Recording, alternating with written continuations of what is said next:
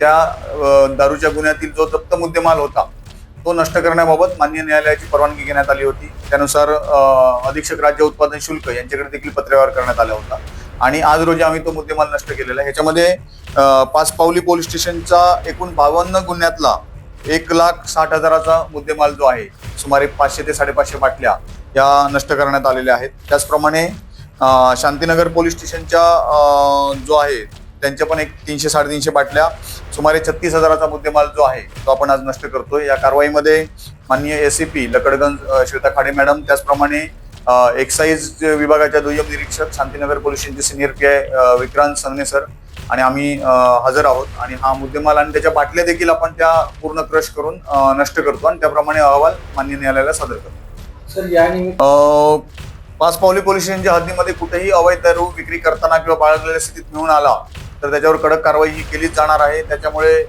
अशा प्रकारे जे कोणी अवैध धंदे करणारे लोक आहेत त्यांना आम्ही आवाहन करतो की कुठल्याही प्रकारे अवैध दारूचा व्यवसाय जो आहे तो करायचा नाहीये। आम्ही त्याच्याविरुद्ध कडक कारवाई करणार आहोत आणि नुसतं दारूचेच गुन्हे दाखल होणार नाही तर त्याच्या पुढे जाऊन त्यांच्या विरुद्ध प्रतिबंधक कारवाई जी आहे किंवा तडीपारीची कारवाई आहे ती देखील केली जाईल, असं मी आपल्या माध्यमातून सांगू इच्छितो।